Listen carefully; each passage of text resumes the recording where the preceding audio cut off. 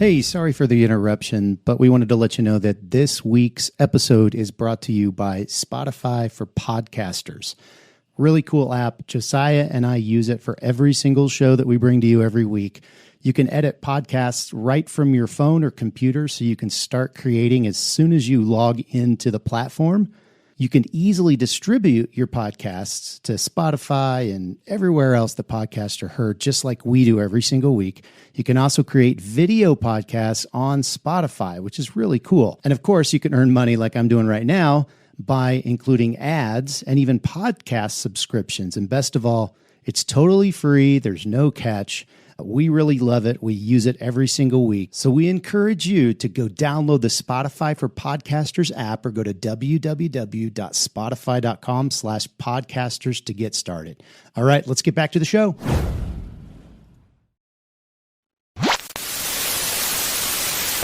Radical! Welcome to this week's episode of the Print on Demand Cast. Each week, join the gnarly Travis and Josiah as they provide insight into the print on demand industry and equip you with the totally tubular tools, advice, and strategies you need to achieve success and hopefully have a few laughs along the way. Now on to this week's Totally Tubular show.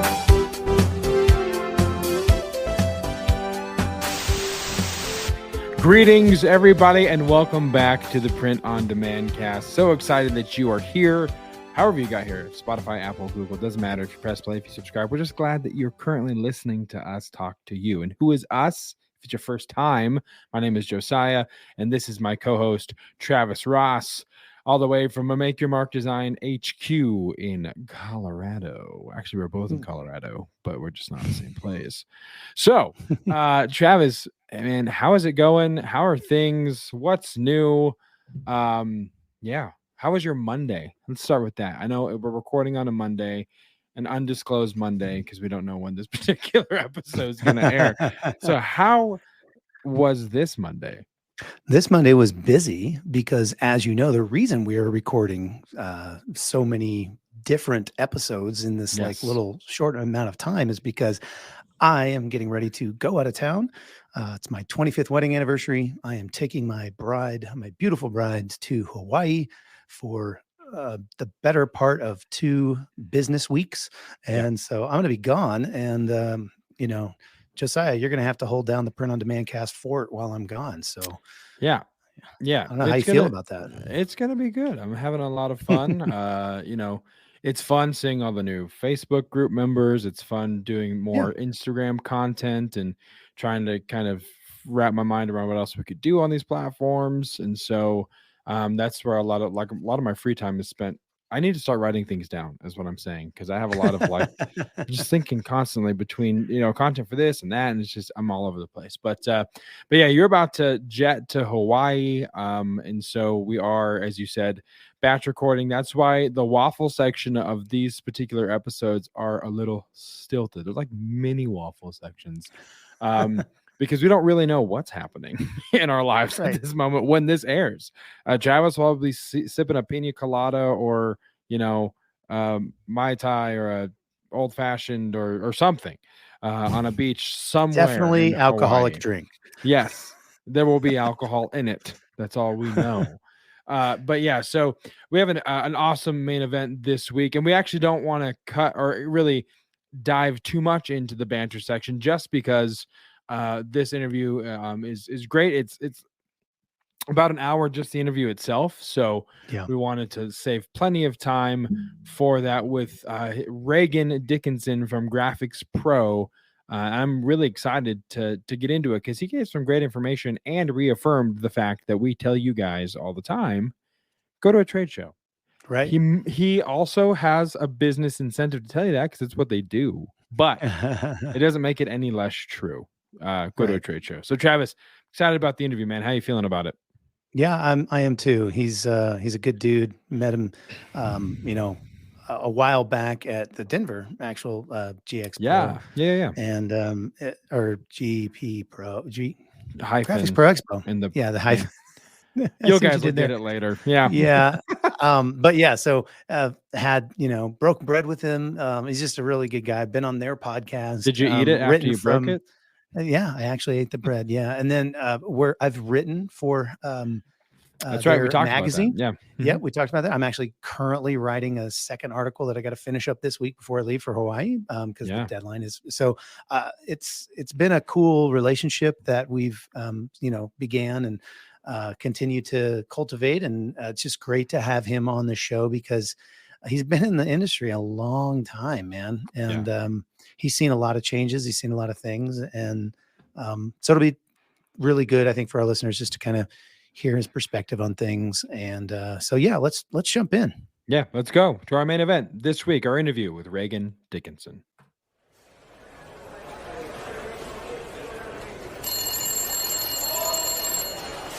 Main event, who's calling?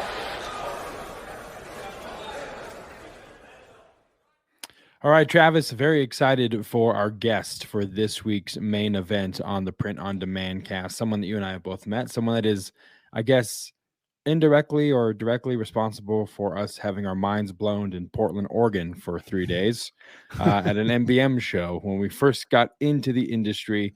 But we're excited to bring Regan Dickinson on to the program. Regan is the VP of content for Graphics Pro and Graphics Pro Expo, which used to be NBM, and now it's known as Graphics Pro Expo. So there's a connection for those that might not know. And he's been reporting on the graphics market for almost 30 years. So we're excited to invite Regan and his wealth of knowledge to the Print on Demand cast. Regan, it is great to have you on the show. Thank you. And that was a very nice introduction. I don't know about wealth, but yeah, I'll do my best here. Okay? Sure. I've got a couple bucks in my pocket. Okay. Yeah. I'm just trying to, okay. We'll under to promise, over deliver instead of, so. Okay. Yeah. He's going to talk about something, that would be under promising. He knows a thing about a thing or two, and okay, we'll go from there. But no, welcome to the show. How is things? I know you're just, in our backyard here in Colorado. How's things going for you and in Graphics Pro? Excellent. Couldn't be better. Y'all live here. You know what the weather's like. It's 0 one day, it's 50 the next, it's snowing the next. So we're just dealing with all that. It's been kind of a crazy winter, as y'all know. And but things are going very well for Graphics Pro and Graphics Pro Expo.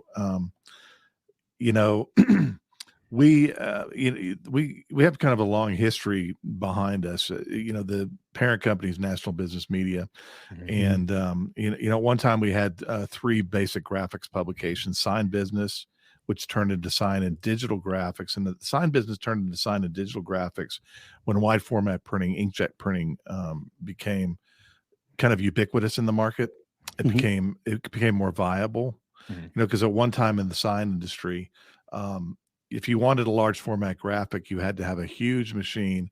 Typically, it was a 3M Scotch print machine, which was about $300,000, right? And there was a process involved there too. But once the inkjet printing came along, it really kind of changed the industry. And we've seen a lot of changes in the industry over the years. And so 3 publications into one called Graphics Pro. And one of the reasons behind that, it kind of happened at a weird but fortuitous time that we did this right before the pandemic. And we had our first Graphics Pro Expo coming out right before the pandemic, and we had to cancel that show halfway through. I think it was in wow. Yeah. That's rough. Yeah, it was terribly rough, and it was a tough time to do that, to start changing, going from 3 publications to 1. But what we were seeing in the market was awards and customization professionals, sign companies, wide format printing companies, trade show companies, anyone who's doing graphics kind of in that market, and printwear, which is decorated apparel, obviously. We were seeing those 3 markets interested in each other, so to speak. Some processes were crossing the lines and providing people opportunities to, let's say that I was in awards. I had a trophy shop or an award shop. Yeah. And I wanted to get into more full color. Customers would come in and say, "Hey, can you do a banner for me?" I mean, I think that's a pretty natural thing for a customer to say, "You do this stuff for me. Can you do this other stuff?" Sure. That's been going on actually for a while, as y'all know. And, but I think it's become more common now. So we felt like for those people in the graphics market, they shouldn't be bubbled off, so to speak. They should know what's going on in other peripheral markets or vertical markets Sure. that might affect them and might give them opportunities for profit and growth. There's always going to be some people who say,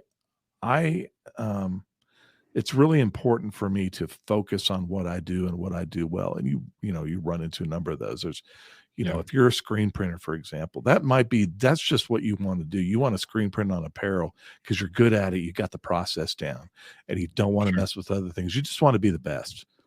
I get that. Yeah. And so, but we're seeing more and more people who are kind of crossing over and doing different types of graphics and seeing the opportunity to do that, especially with e-commerce, being able to have your own store and so on and so forth. I think that people are seeing that opportunity. Yeah. I've had an opportunity to hang out with you, Regan, and, a couple other people from Graphics Pro, since you guys are really close to us. I mean, I feel like your offices are probably less than 2 miles or 3 miles. Yeah, the crow flies about 2 miles, right? Yeah. And so in that, you just kind of gave us a little bit of a history on Graphics Pro, but I'm curious, like, what got you into the printing business, and then ultimately, into the current role that you serve at Graphics Pro? Okay. You see all this gray in my hair? I got to tell you, earned it. Yeah. I don't know if I earned it. It just means I've had kids. I've been around the block a few times. But I was into printing right off the bat because when I went to college, I got a degree in journalism from the University of Houston with an emphasis on advertising, and my minor was radio and television. When I was in school, I worked for an ad agency in Houston, and I did that for most of the time that I was in college. And talking about print on demand, this was old style back then. This was actually before the Macintosh came out. Wow. Or that we were actually using it on a regular basis. I mean, that came in about the tail end of when I was going to college, and we were starting to use that. And I remember the big thing when we got the Mac, there was a huge deal, because the problem with it was we weren't able to match colors. So we had to print out our own Pantone sheets and kind of adjust those Pantone sheets to what the actual Pantone colors were. That makes sense. Wow. But we were also doing, we had a big stat camera in there, and we were doing everything by hand. We were using wax paper to lay out the ads, and we were cutting little tiny type and kerning type and leading type that way. So it was, I think it was really beneficial for me to get a good analog education on that, something outside of the school where I was really focused on the writing side of it, the editing, right? And so I was getting a different education, and I think ironically enough, that education left. I worked for a number of newspapers and magazines, and then I moved to Denver, Colorado from Houston, and this was about 93. And there was back then when you look for a job, it was newspapers, right? So Sure. Everything I was doing was being printed ultimately, right? There was a job opening for an associate editor at Sign Business Magazine. So I interviewed, and I was just, it was just interesting to me because I was like, I think I can really enjoy writing about this because this is kind of what my background was too, at least at the ad agency.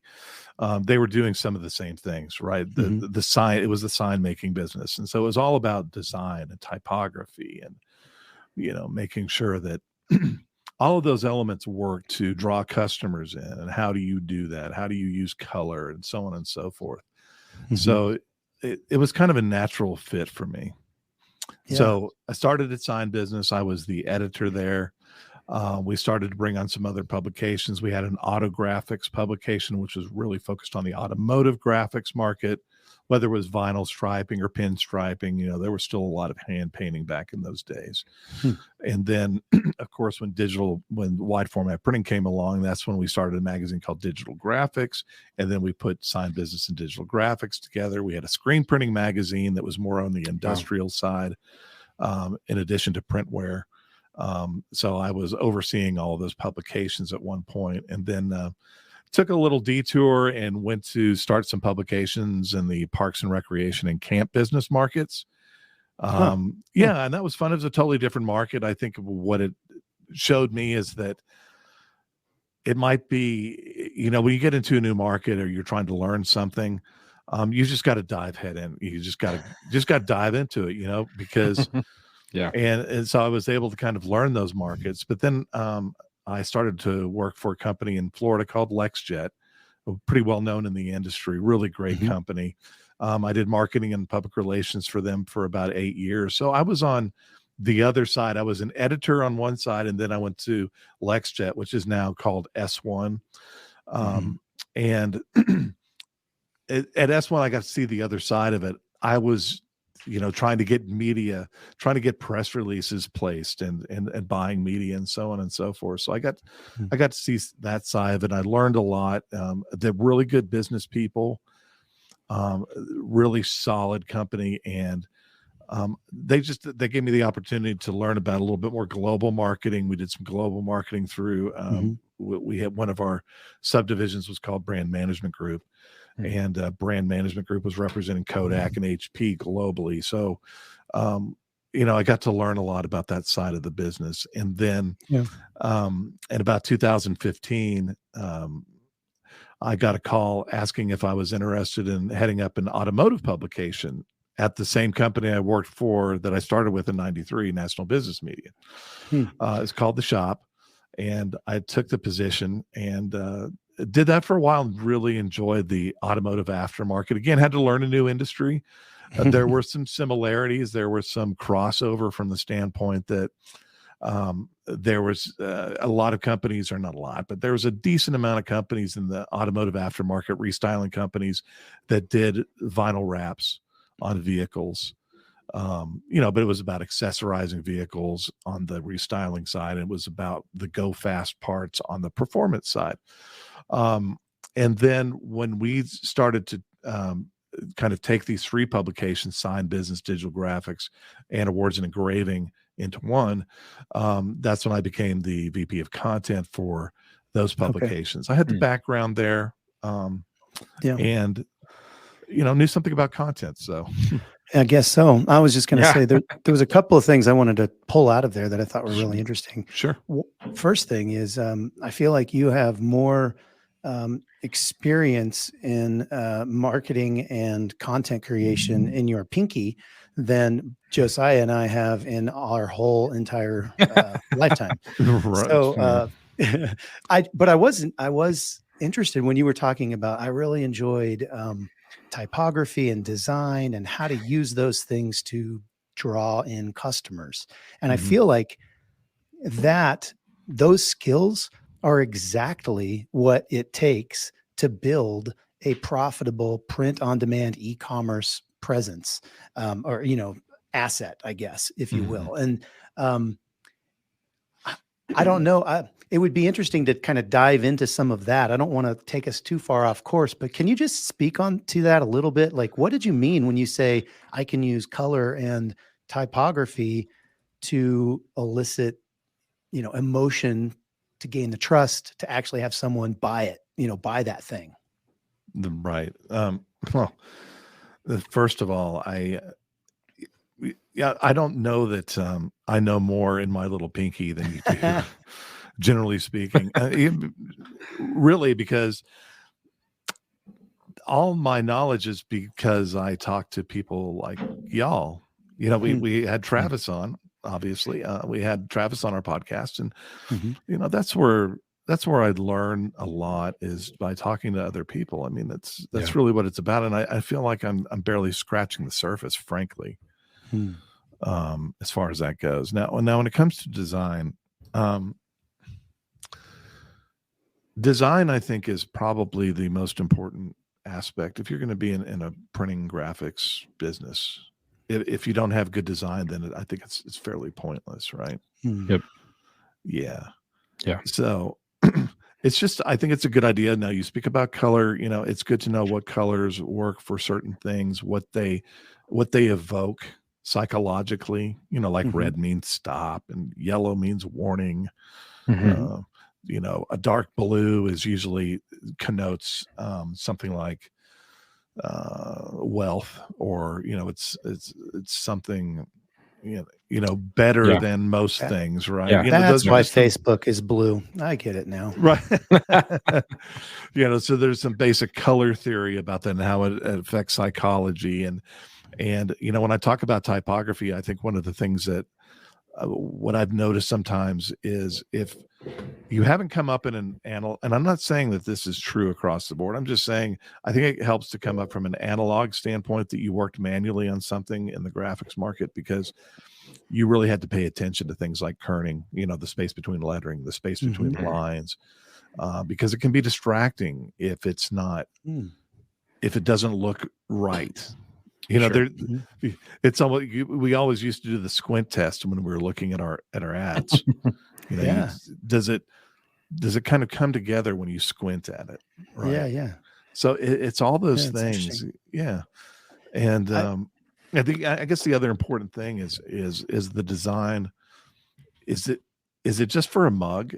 Is it just for a t-shirt, or is it going to go across a lot of different media, so to speak? Is it going to be on a poster? Is it going to be on the side of a van? Will it be on a pencil? I think you have to plan for those things as well, then make sure that you maintain the integrity of a design across various applications. Yeah, that's interesting. You say, I recently purchased a font or downloaded a font. I don't think I purchased it. That I thought someone else was using on a project, and I needed that font for this, project.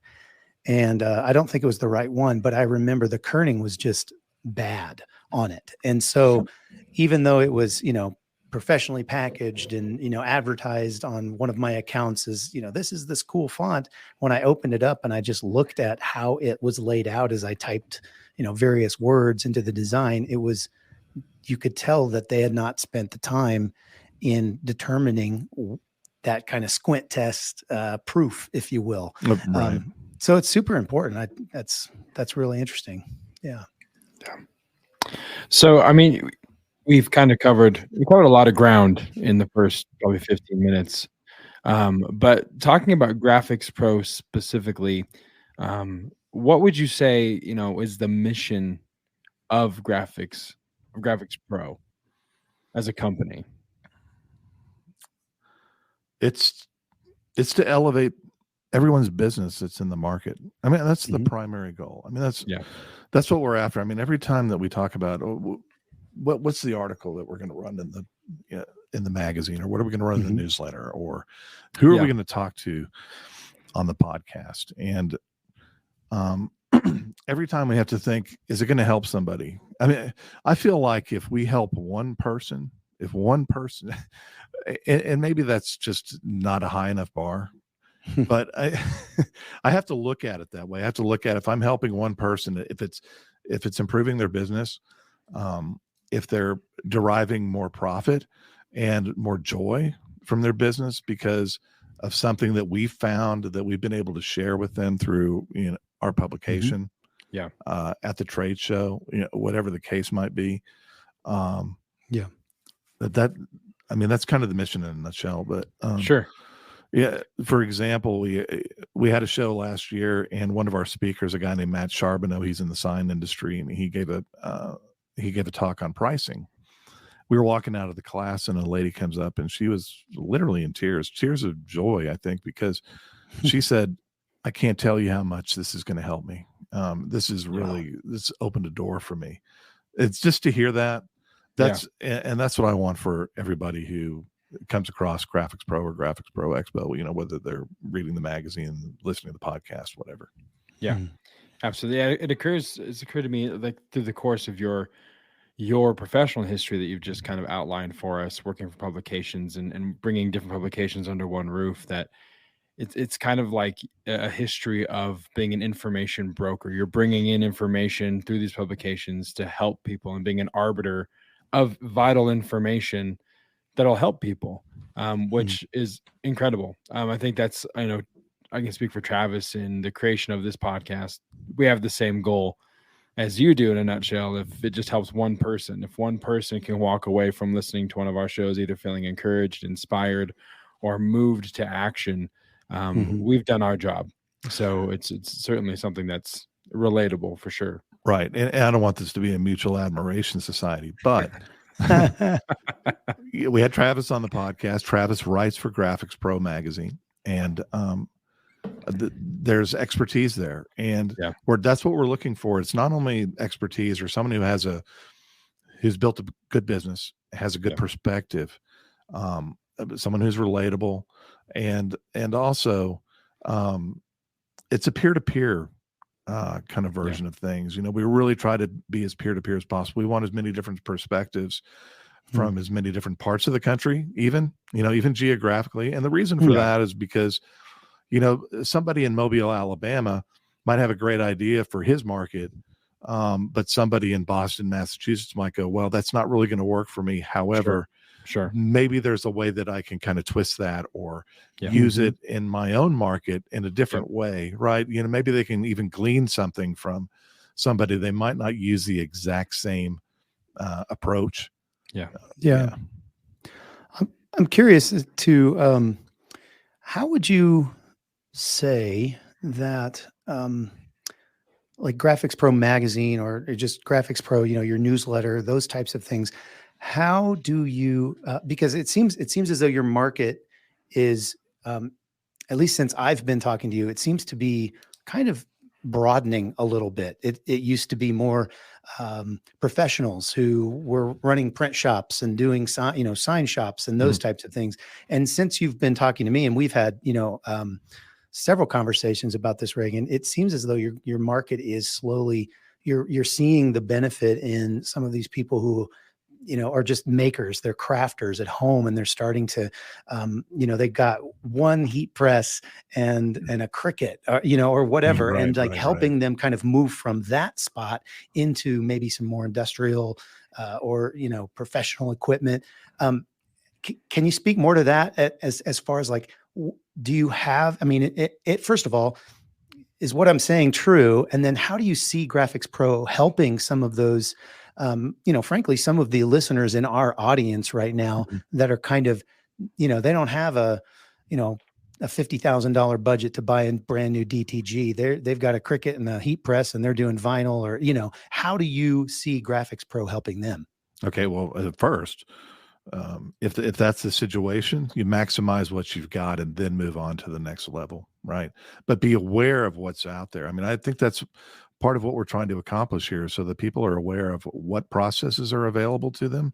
But there are processes that they might not have even thought about.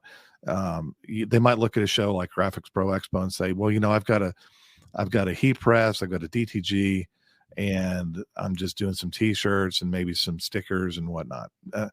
Why do I need to go look at wide format printers? Well, when you maximize that, that's something that you might want to look at.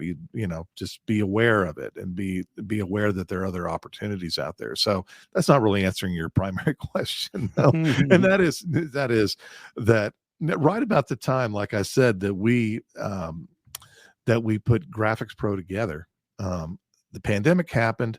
But what we also found was during the pandemic, there were a lot of people in that boat. There were a lot of people who they got downsized, or they lost their jobs, or they got just sick of it, and just said, going out on my own. And I'm taking, perhaps they even had it as a hobby before, they were doing they were a maker of some sort, some people were into arts and crafts, and, maybe some people were in some woodworking, whatever the case might be. But what you found, I think was, I don't know if you call it an explosion of those types of kind of fledgling businesses that came out of the pandemic, but we've seen a lot of that, in talking to some of our advertisers that sell kind of across the three markets. They saw an awful lot of that. They saw a lot of people kind of migrating to their products, and we addressed a lot of that. Last year we had a special event, a conference called Start Here Academy. It was a 4-hour event, and we had speakers that kind of really fit into that guy. They're influencers, if you will, YouTube influencers, and they gave talks about their businesses and how they got started. They had a t-shirt side hustle or whatever, Right. or they were doing arts and crafts, and then they got a laser engraver, or they got a Cricut, et cetera, and their business started to pick up, and so they were they're kind of the vanguard of the people that are coming up now that are in that same boat. And so Graphics Pro does address that. I mean, if you read Graphics Pro, I think you're going to be educated about what's going on in the market, what's available to you, and what the various paths are that you can choose, all the options available to you. And I think that's the biggest thing. It's nice to have it, I think, in one spot. And in a lot of different media that you can, if you don't like to read a magazine, a lot of people still like to. I'm in that age group, and and the demographics traditionally of those three markets that we serve, awards and customization, decorated apparel, and sign and digital printing. Most of the people that that own those companies or in management of those companies are kind of this generation, but the new generation's coming along, and so obviously. We have multimedia, we do video, and we have newsletters, and we do social media, et cetera, et cetera. So there's just a lot of different ways that we provide that information. So might as well take advantage of it. And it's all free. All you have to do is tell us who you are and what you do. Sure. Yeah. And it's the same at the show too. The registration for the shows is free. And I get excited about it because I love to see people getting in and getting educated and really talking to, when they go to the show, for example, really talking to the suppliers and digging down and finding out more about their products. And, kind of going back to the mission, it's kind of related to, what you do at a trade show, and people going to the trade show is have a healthy skepticism about things, not to accept the conventional wisdom. I mean, that's one of the things that we preach here all the time is if we get an article in from somebody, don't just take it at face value, be skeptical about it, ask questions about it. Don't, oftentimes because I've interviewed a lot of people and I'll say, well, tell me about your customer service. And they'll say, well, we're good at customers. That's all we do. We just love our customers. Well, I'm like, okay, but what does that look like? Yeah, what does that mean? Yeah, it has to look like there has to be a practical outlook on that. There has to be it has to actually be working, and why is it working? Right. So you have to ask those questions. So it's not don't settle for the pat answer. Whether you're when you're networking and talking to other people, just ask questions. Yeah. And try to find out what's behind everything and what's motivating things and what's making things work for them, right? Yeah, absolutely. Speaking of trade shows, I mean, I mentioned it at the top before your intro brought you on, but Travis and I went to an NBM show in Portland, and I'm sure he's communicated this story to you, but we were two of those individuals that were walking into the trade show with just a knowledge of mugs, coffee mugs. That's all we'd been doing is sublimating coffee mugs. And and through the course of that show, to your point about asking the questions, we went to a lot of people that we met and a lot of suppliers and producers, people that own print shops and networking, and said, so what are you doing on Amazon? What's your e-commerce strategy? And they would look at us like we had a horn growing out of our mouth. Like, why would we do e-commerce? What does that mean? I don't understand why you would sell on Amazon. And we walked away from that realizing like, oh, okay, well, there's a space here for people to understand the benefits of print on demand and direct to garment and that kind of stuff. So we benefited from trade shows, and we always tell people to go to as many as you possibly can. And so I want to ask you, as someone that's on the other side of that is helping put on these trade shows from a company standpoint. And I think I know the answer, and this is a softball and it's a lob and you can knock it out of the park. But what if I don't? Who do you think? Louise, what if it's really a curveball that I can't hit? But go ahead. I'm sorry. Yeah, it's a knuckleball, and we'll see what happens. But who do you think? Who do you think would benefit from going to a trade show? Like if someone's listening out there and they're on the fence and they're trying to decide, who would you say it would benefit the most from going to the next Graphics Pro Expo? Oh, wait, okay. If you want to say who's going to benefit the best, I would say it's the people in the boat that we were just talking about. Sure. Just getting started in the business. They're just starting to learn. And obviously there's a lot of stuff on YouTube. I mean, I got to be honest with you. I'm turned into this weird kind of YouTube addict.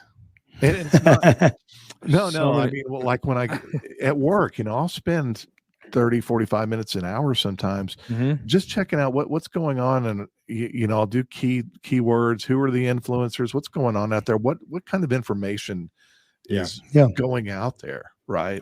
Yeah. That's great. And I use YouTube to learn things too, hey, I have a problem with my front door lock because it's one of those, keypad things. It's not working well. How can I troubleshoot that? Well, I'll go to YouTube. But then you'll see there's like 50 videos and you're like, which one do I use? And sometimes if you're really looking for information, it can be a little bit confusing. So I think the nice thing about a trade show and our, the publication and the information that we disseminate is that it is curated. You don't have to choose and pick and choose and go, which one's the right one, right? Sure. We try to make the right one, the right one off the bat. So, and at the trade show, like I said, I think I pretty much kind of answered this question when I was telling y'all that it's so important to really go dig in and ask questions and find out what's out there. I mean, I think that's what the huge benefit is of it. And again, going to a Graphics Pro Expo where you can explore other markets, more opportunities.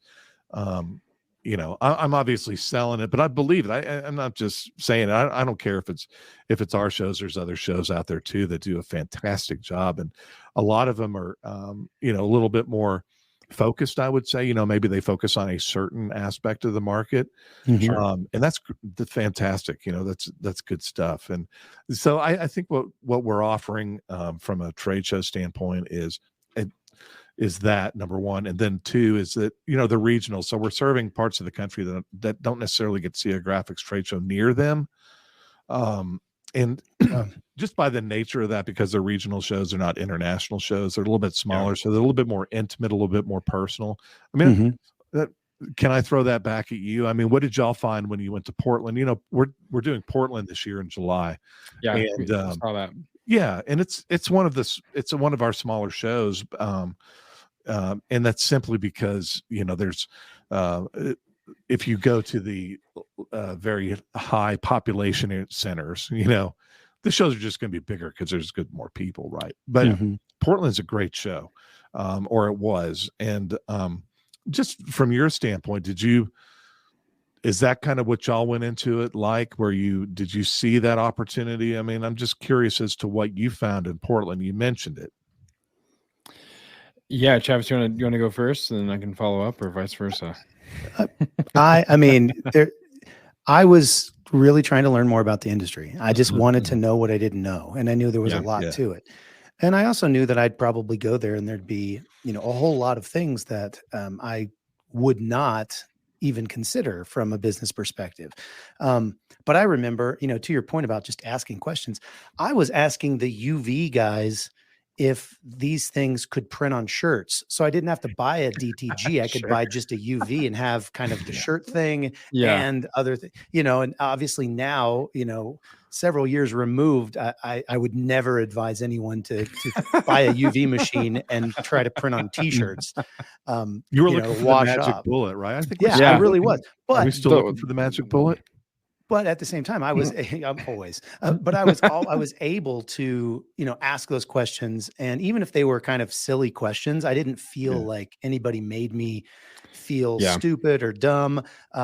Everybody kind of, I think they're just so overjoyed to be able to actually get to talk to people and exhibit and share all of their information too. Yeah. It's a cool community. And I think not only did we come away with, hey, e-commerce is a viable part of this industry that's missing, I also feel like we came away with, man, this is a cool industry. People really want to help each other. Yeah. There were several people that we got business cards from as we were just talking to them, and not necessarily vendors, but just people that were at the show. And we would just strike up conversations with them, and they'd be like, oh yeah, well, we do this. And if you need any help here, give me a call, send me an email. And that happened multiple times. So it was very encouraging from an industry standpoint, as well as a knowledge standpoint. Yeah.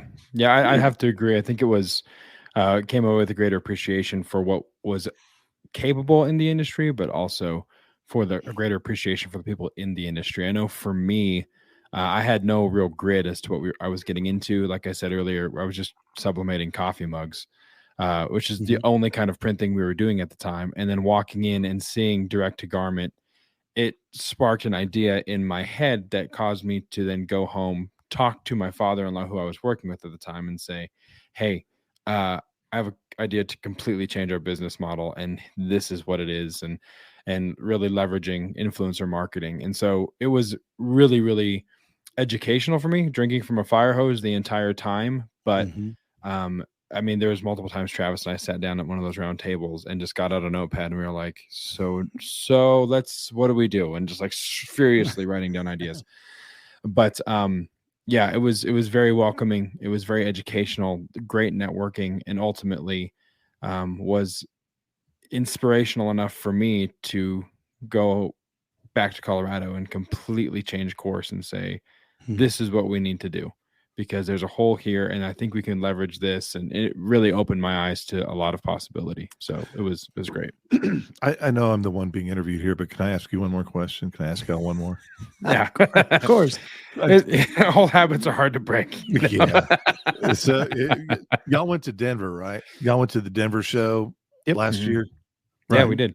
So what was the difference between when you went to Portland, which is really the first time you went in and looked at something like that, and then Denver, were you a little bit more seasoned, right? And you had that business plan, you had that business model kind of set up. What was the difference? I would say for me, it was, I already recognized a lot of the companies, a lot of the machines, because I did, I've have multiple years in the industry. I own some of the machines that they're showing here, and that was not the case in Portland. Everything was brand new. I might have heard about a machine, but I'd never seen it in the flesh. And so, because I don't know that we've talked much about like how many shows we went to in that first year or two. I think we went to a bunch, huh? Yeah. I went to Portland. I went to the Indianapolis with a show, the NBM, with another guy. I went to SGIA that year. Yeah, SGIA, which is now Printing United. Yep. Which that's just a massive show that has huge, big machinery too, like big capital equipment, right? 3D printers as big as my office, I mean, so obviously had no interest in a lot of that stuff, but it was still just, that was another one that was just like, oh my gosh. So yeah, coming to a Denver show, which you guys have told us that is one of your smaller shows, if not the smallest show that you guys have, it was like, okay, I pretty much know it, but it's still good to just go, especially if it's in your town, and just connect with some of those vendors that you only talk to via email every once in a while. And the cool thing was my son Tate won tickets to an Avalanche game through one of your guys' drawings, and we got to go to an Avalanche game just because we attended the show for free. So appreciate that, Regan. Don't thank me. Yeah. That's awesome. Well, I think that's smart to do that. I mean, to go to a bunch of shows, do not just go to one. Go to as many as you possibly can, because it can't do anything but help. Right. Big show, small show, whatever, and when I say small, it's relatively small from the standpoint, it's still a decent sized show. And, one of the great things about the regional shows is that I think you get to see more of the regional suppliers too, and you get to know them. And I think that's important.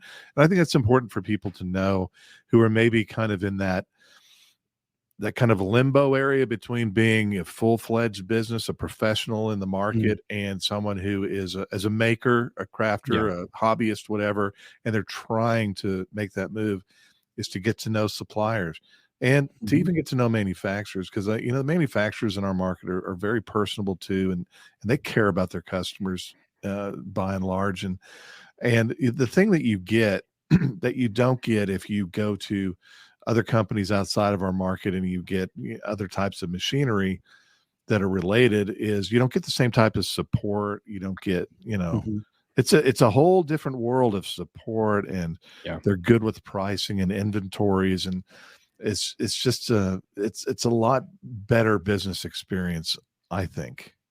Yeah. Well, I feel like we have Graphics Pro Expo'd this thing to the ground. We talk about, like I say, we talk about these shows all the time because there's so much value there. But for the sake of time, you want to just go ahead and move on, Josiah? You want to maybe? Yeah. Do we want to do anything else? Do you want to do dad jokes first, or should we do the magic questions? Dad jokes. I always want to do dad jokes first. Okay. Well, so speaking of trade shows, Regan, we just got back from one a couple of weeks ago, and we walked around the sales floor. It was an interesting experience for me because it was the first time that I was going primarily to just kind of grassroots market for this podcast. So we wore shirts that said, "Tell me a dad joke" on the floor, and got interviews from vendors and attendees. And I saw some of those. They were good. Yeah, people on the street. It was very, very interesting. So all of that to say, I want to know what you cut out of that. Did anyone go? Yeah. No. Can I tell you a mom joke? I mean, we had an interview yesterday that asked us to tell a mom joke, actually, and that I don't know when that will air, but it was the first mom joke in history. But everyone's favorite segment of this show is the weekly dad joke. So with that, we'll throw to the unnecessary and arbitrary bumper to introduce the segment. Time for the weekly dad joke. Fantastic. Yes, we love unnecessary bumpers. I don't blame you. So you're the guest, Regan. So we're going to have you bring the first dad joke this week. Okay. I'm going to tell a joke that my dad told me. It's my dad's joke. So it's a grandpa joke. Yes. Okay. It's a grandpa joke. But he told me before he was a grandfather. My dad went to the University of Texas. And so he was very much anti Texas A&M Aggies. And one of the joke in Texas, people told Aggie jokes. It was kind of like, a dumb person joke, right? Aggies were farmers, etc. Right? Yeah. Agriculture, right? Anyway, so we told Aggie jokes back in Texas, and here's one of them. Okay, so there's a Texas Longhorn, a Houston Cougar, and a Texas A&M Aggie, and they're in a firing squad. They've done something. I'm not going to go into the backstory on this. I don't care what they did, but just believe me, they ended up in front of a firing squad. So firing squad's getting ready, and they say, "Ready, aim." And the Texas Longhorn points in the distance, says, "Tornado." And they all look around, and he runs away. Houston Cougar gets up to the firing squad, and they say, "Ready, aim." And he says, "Sandstorm," and points, and they all look toward what's not a sandstorm, and he runs away. Then the Aggie gets up there, and he says, "Ready, aim, fire."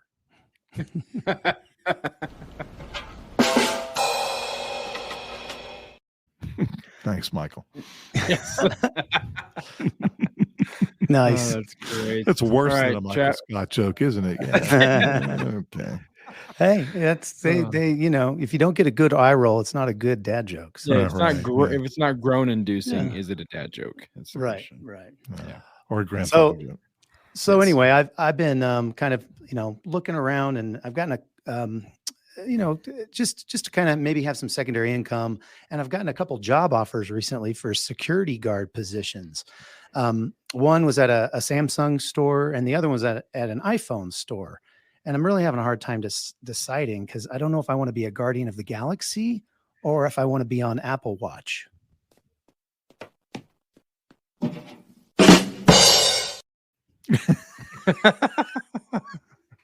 Okay, I thought you were telling a real story there for a second. See, that's the danger. Genius. Yeah, it happens all the time with he and I. We never know when each other are actually starting a legitimate conversation, or if it's going to end in a punchline.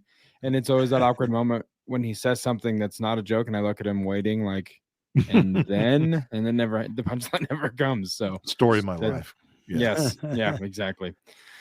All right, so we're gonna go to a segment we call the Magic Questions. It's a set of questions we always ask people. When we have guests, we always ask them the same questions out of this list, or pick out of this list. So we will transition to that segment, and yes, it has another unnecessary bumper.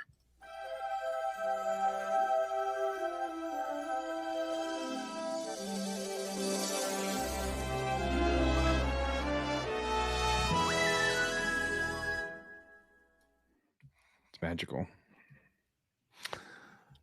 Copyright issues. Okay.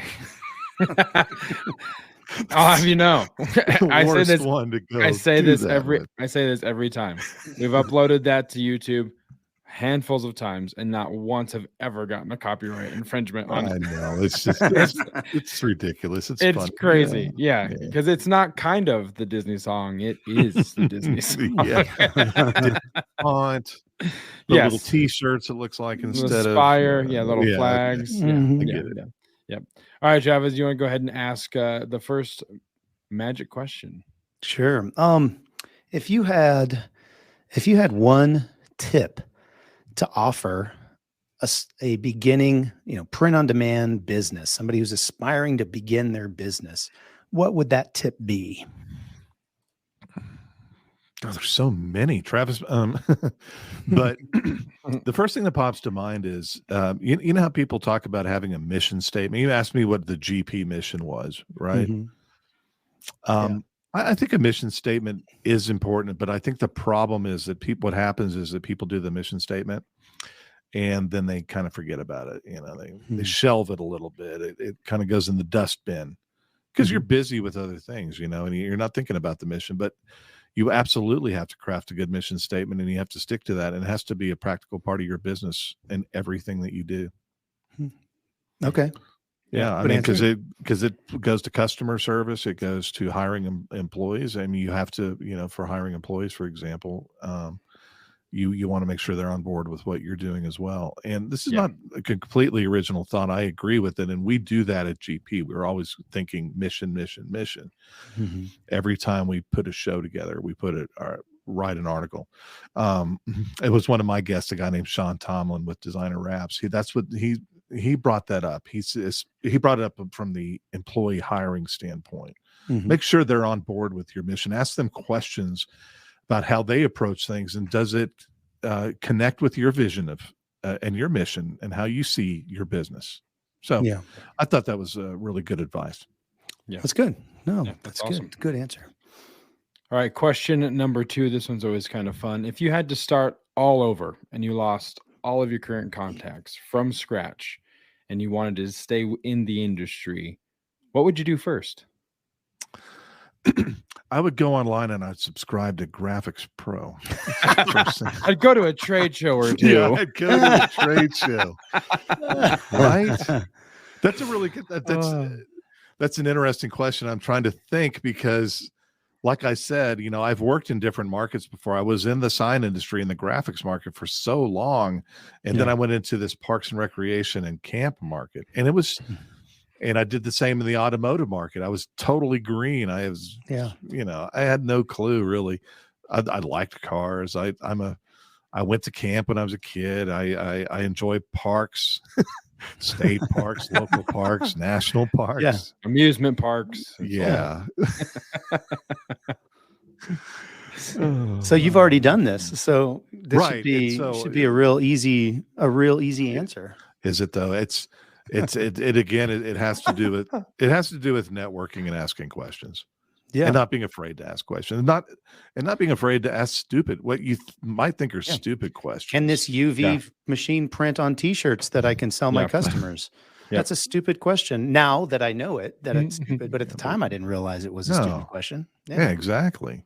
Exactly. Yeah. And no one looks down on you for that. I mean, anyway, even if they did, what are the chances 3 years later you've got this booming business, everything's going fantastic, that something's going to happen where someone says, God, I remember when he came by my booth and he asked me if this UV printer was going to do t-shirts. Yeah. It'll be a full circle experience if one day you shouldn't buy products from him. We book that guest on this show and he comes on and he's like, wait a minute. You're the guy that asked me about the UV and the t-shirt. You're an idiot. What a full circle experience that will be if that were to happen. I'm keeping it up here just in case I need that information for future reference. Your credentials have been called into question, Travis. Right. Oh, dang it. It's your fault. If I ever need to do that, Travis, I'll bring that out. Dang it. That's great. I'm not seeing that as a possibility, but All right, Travis, All right. you want to ask the third one? Last question. This requires a crystal ball and a turban because we want to know what you think the future of print on demand is.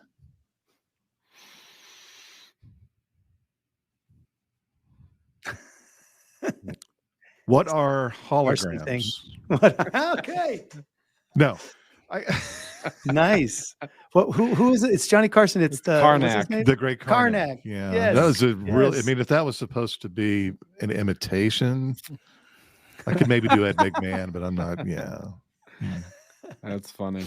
Yeah. I'm not going to do weird, wild stuff or anything like that either. Crystal ball for the print on demand market. Can I ask you a question?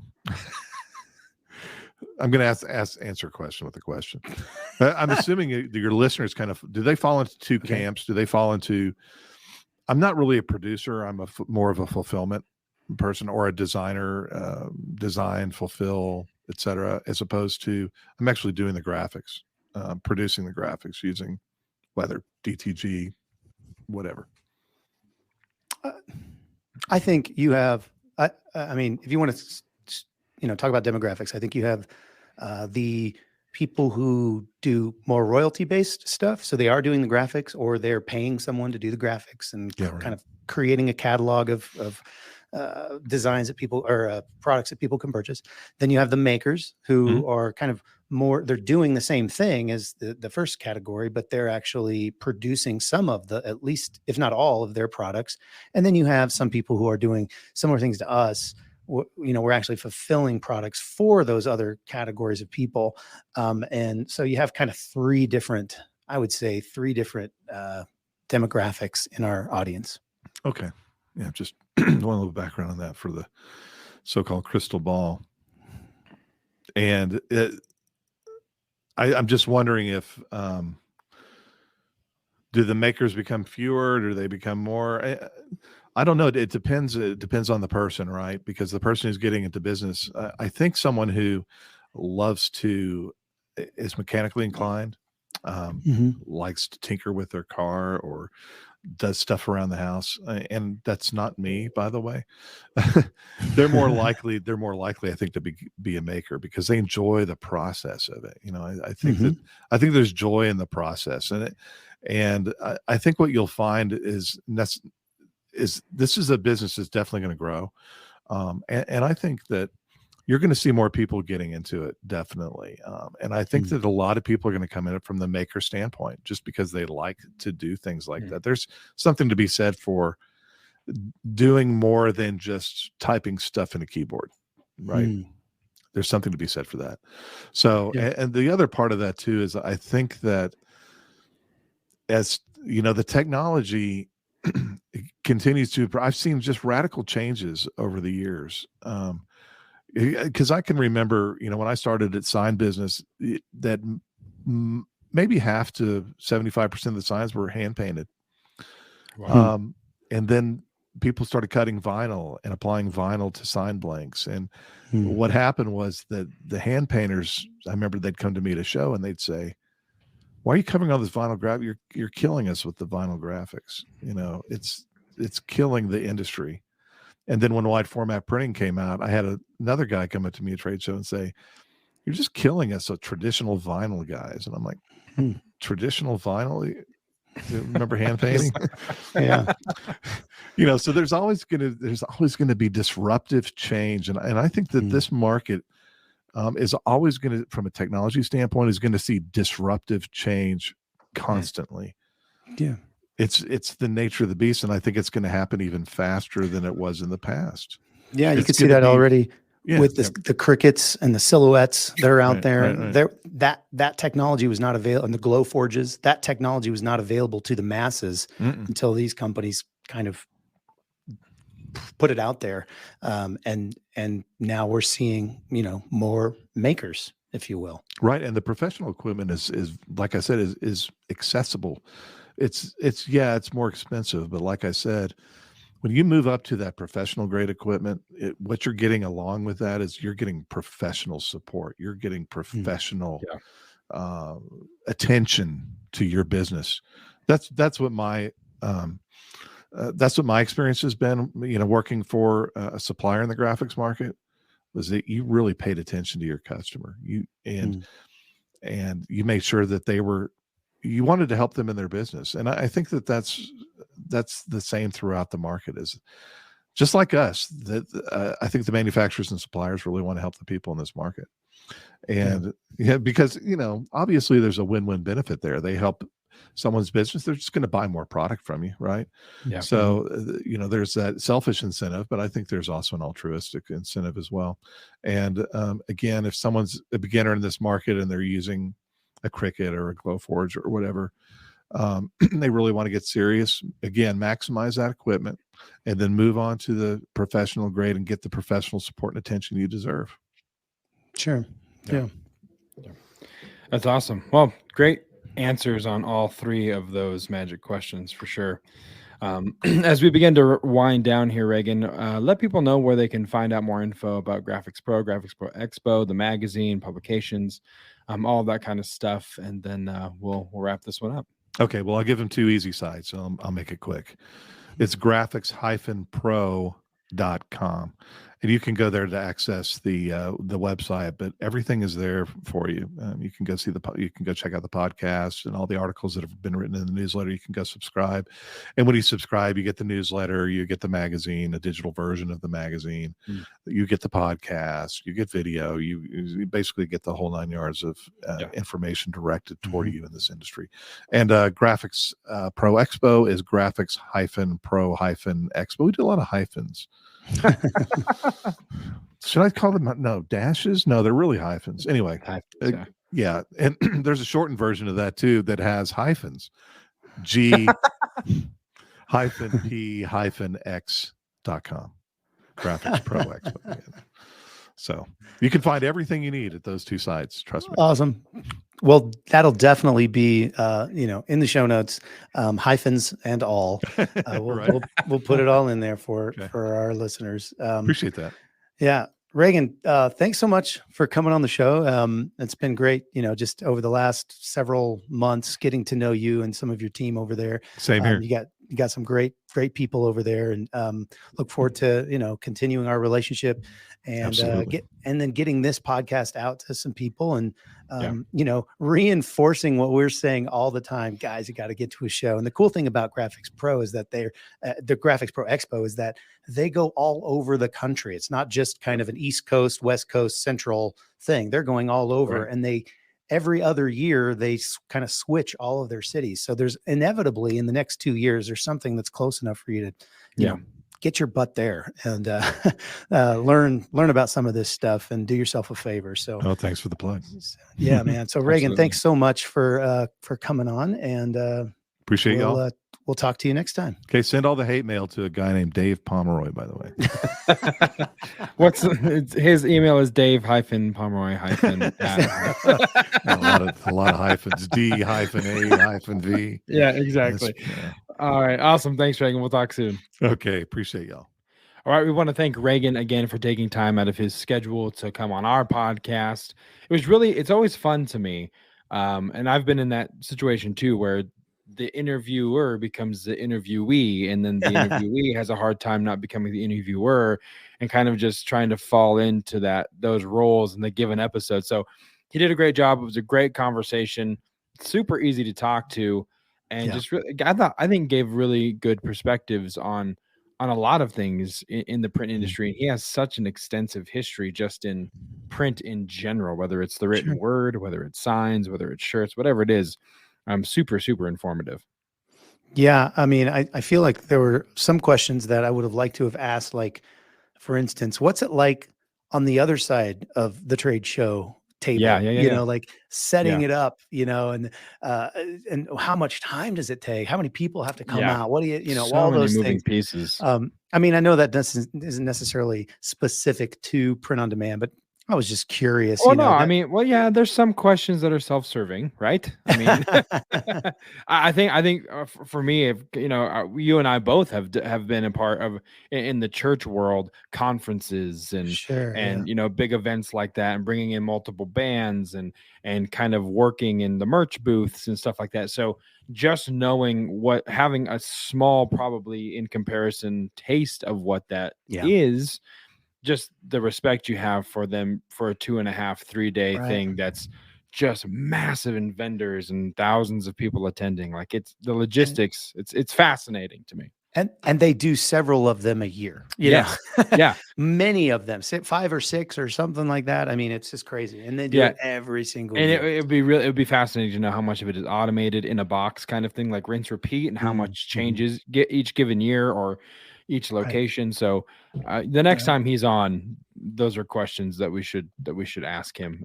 Again, because we're interested, and the listener, you'll learn something. And there's one more thing I wanted to, I feel like he brushed over the fact a little bit that all of the stuff they do is free. All 100%. of their expos are free. You can go to their website with all the hyphens and all that stuff, or you can just look in the show notes and click a link. But do that. You can go and you can sign up. You can sign up to their newsletter mailing list, and you can get the magazine, an actual physical magazine. As a matter of fact, this one right here, you can get it. It is sent to you for free every single month. And it's pretty awesome. So I would totally consider that, because it's free. It's just free. Go do it.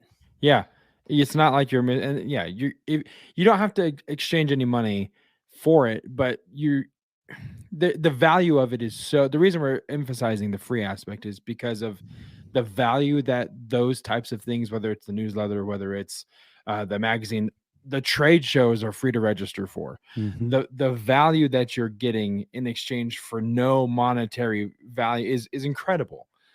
So certainly do that. And if you don't subscribe, then you know what you get. So you get nothing. Yeah, you get nothing. So don't be that guy. Just do it. It's free, and it's an incredible value. So again, we want to thank Regan for coming on the show. We want to thank you guys for listening to the show. Of course, without you, Travis and I are talking to ourselves, and we do that enough. So it's nice to know that we're talking to other people. If you're watching the video, Travis just gave me a very strange, like, sure you did. Yeah, he's trying to pretend like he don't talk to himself. Anyway, so if you want to get in touch with us and have a conversation, hotline fans, there's a couple of different ways that you can do it. Of course, printondemandcast.com/Facebook. We've talked a lot about it. The group is growing. The conversations are growing. There's lots of cool questions being asked, and lots of ideas for content that we have for that group, for that community. So avail yourself of that as well. Just talk about free. Everything that we're about to tell you is completely free. It's a push of a button, including this podcast. So printondemandcast.com/Facebook is where you can go to join the group, the conversation. We're also on Instagram. printondemandcast.com/Instagram is where you can go to find some more content. A lot of in the moment happening now stuff. Instagram stories kind of lend themselves to those in the moment posts. So a lot of that's going to be happening. And as we expand and go to more trade shows, a lot of that kind of vlog stuff is going to be happening there. And Travis is actively taking a picture. So I'm going to put it on myself so that he doesn't see himself taking the picture, because that's awkward to see. I know I've done it way too many times. And put it on Instagram. So so we're also on YouTube. printondemandcast.com/YouTube is where you can go to find these episodes kind of as an archive, but there is ideas and plans to hopefully expand that to be a little bit more educational, informational, and exclusive content as well. And if you guys want to help us in another way, aside from just, of course, liking and joining all of these groups, if you want to help support the show monetarily, one way you can do that is print on demand. My God, I was doing so well, and then I completely lost the vibe. That's the wrong sound cue too. Yeah.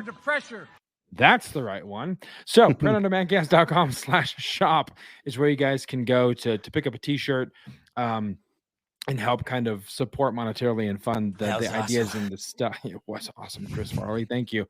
I wish, oh my gosh. Yeah, completely derailed this blog that I go to every single time.